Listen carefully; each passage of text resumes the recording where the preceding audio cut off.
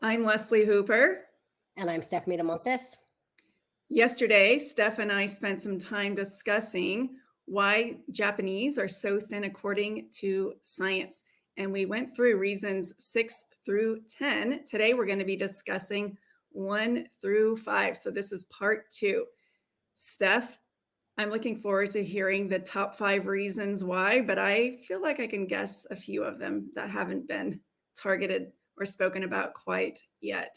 I would love for our viewers to share in the comments if they identify with any of these habits or if they've been to Japan or Asia and have observed different eating habits there or in their own culture, maybe even within your family dynamic as well, because it's vastly different than what we are experiencing here in the States. It'd be really interesting to get your perspective.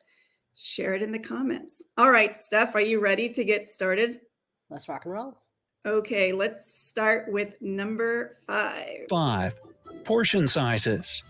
As in supersize me, not. Portion sizes have been on a steep rise in the last 20 years throughout the world. For example, countries like Australia, Canada, Germany, the US, and the UK have much larger fast food portions than Japan. Plus, Japan has a culture of small portions in both fast food and home cooking. There, food isn't served on one big plate, but on several small ones. Come mealtime, the typical dinner table for a Japanese family might be filled with an assortment of dishes, all packing a variety of nutrition.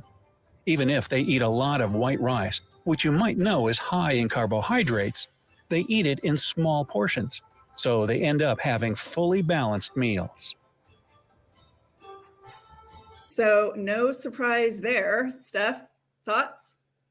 Well, that's one of the first things we have our clients do is ditch their turkey platters that are in their cupboards for a normal sized 8-9 inch plate that so many other places implement as their usual dinner plate. And people are shocked by the fact that they eat on these 9-inch plates where their brain immediately goes into panic mode. It's not going to be enough food. And then they realize that even sometimes on the 9-inch plate, it's too much food. They're ending up overly full. And that's one of the things that I really love about going to fancier restaurants, nicer restaurants, is they do serve multiple courses. Usually each course is 2 or 3 bites of something instead of these massive portions. And so you do get to try a lot of things, but you rarely leave there feeling gross because, yeah, you pay more for less, but that's not where the value is for me personally.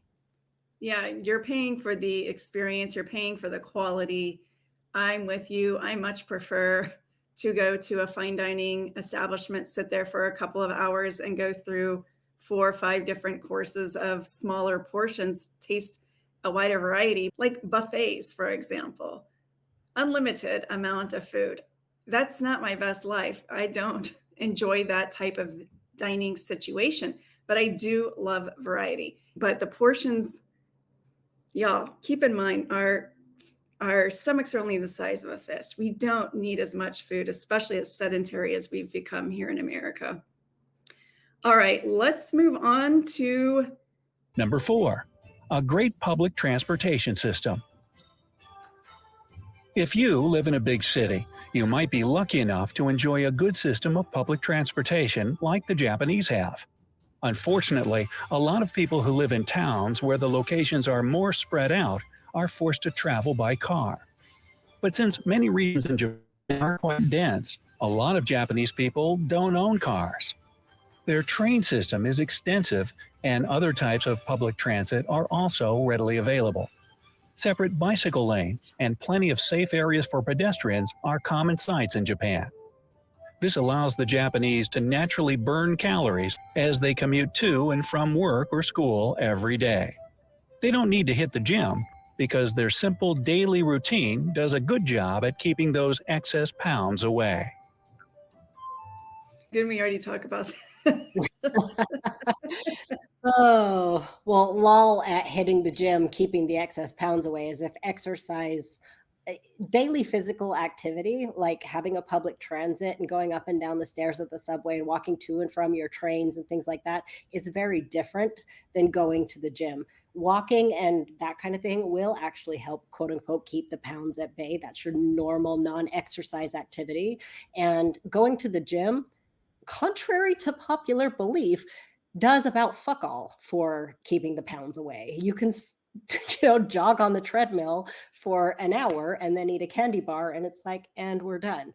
But it's the daily habit of just moving and knowing you need to get up and going and, doing the stairs and the walking that does actually make a huge difference. I would much more encourage people that are struggling with weight loss to stop thinking they need to have this perfect exercise routine and instead find ways to move a little bit more naturally. I know it's so cliche, but park further away, take the stairs, do things that get you moving around a little bit more than you used to is going to make such a big difference. And it's not going to impact that hunger and fullness issue at all. And, you're just not even going to notice that you're doing more and the benefits are huge. True. I think what the research has shown when we're talking about these naturally thin people and their habits is fidgeting, just more active without trying to be active. They're just more inclined to tap their foot or get up and move, stand up in between phone calls or working at their computer. They're busybodies. I will say, getting your emotional binge eating and compulsive overeating in check first and foremost, because no amount of exercise is really going to help you manage that if that is one of your habits as well.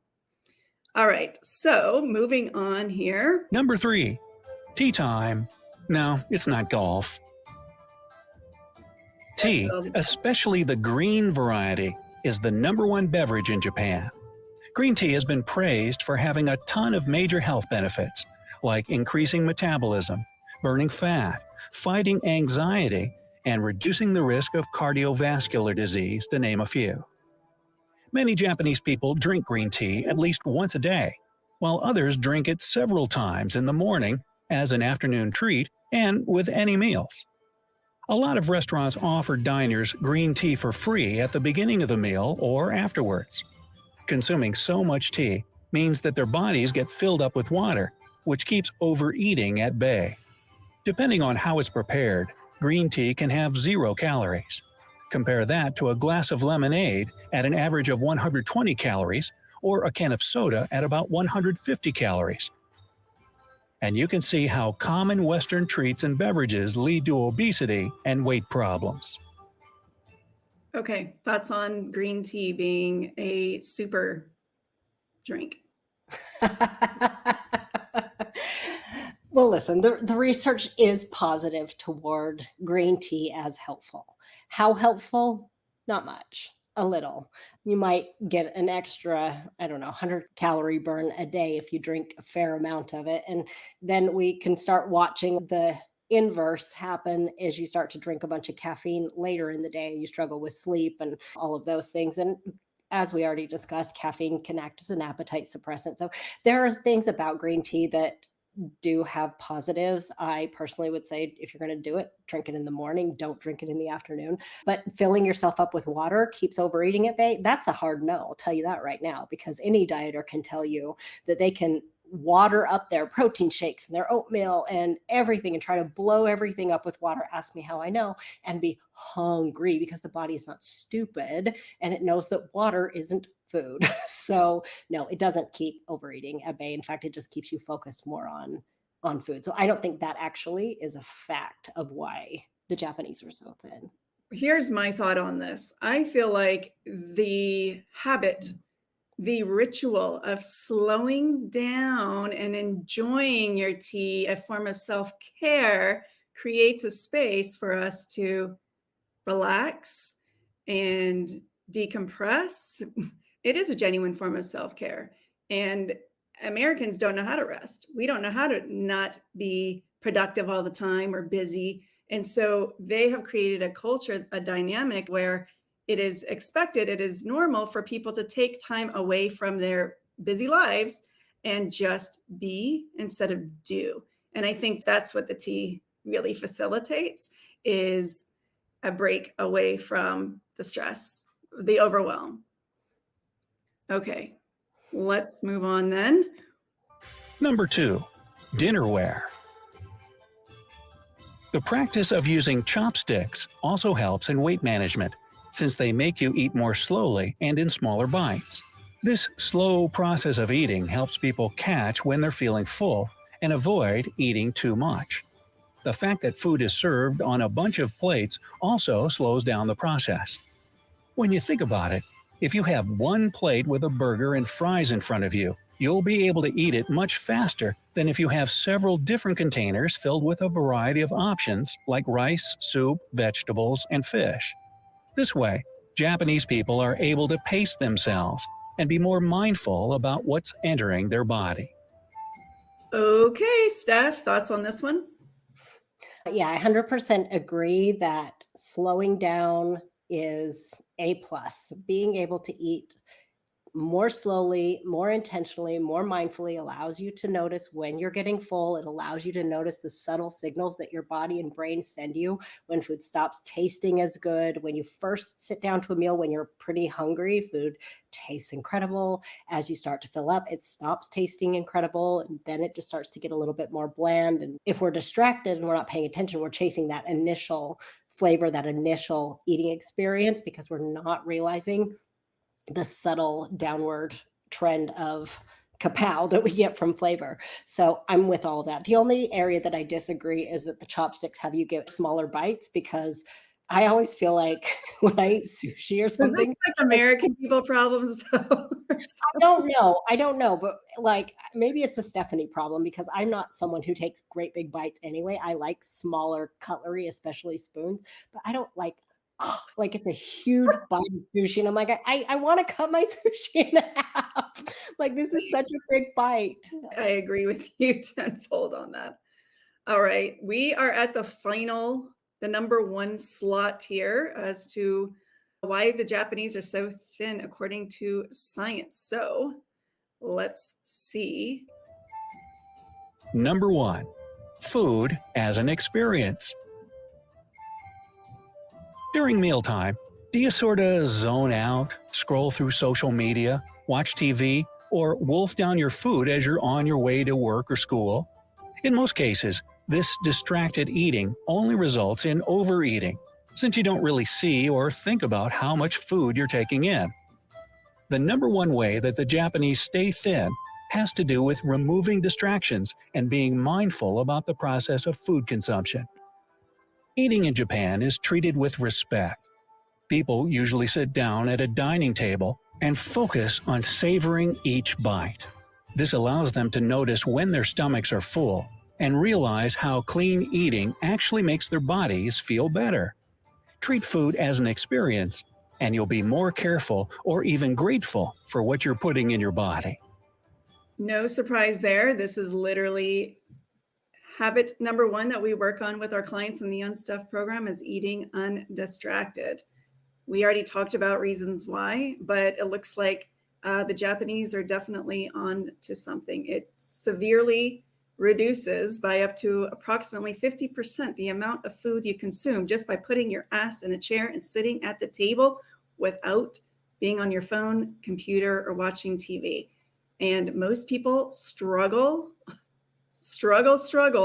to do this. Pick your heart. You can either continue battling weight loss for the next 30, 40 years of your life, or you can create a new habit of being mindful, intentional, purposeful by eating at a table and having a clear beginning and end to your eating ritual, which I think eating at a table facilitates, and eating on a couch watching TV absolutely does not. There's not like a hard stopping point. We just stop when the food is gone.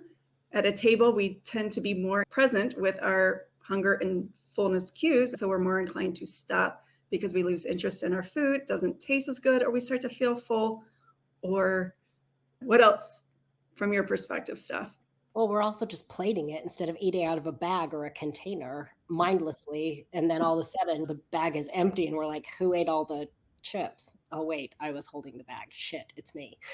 So I think just you're paying more attention. You're allowing yourself to have the eating experience. So many people have said, I've tried everything in the world to lose weight and I just can't. And it's like, cool. Have you tried turning off the television and putting your phone away? I dare you for a year. For a year, stop eating in front of the TV, your computer, and your phone and see what happens.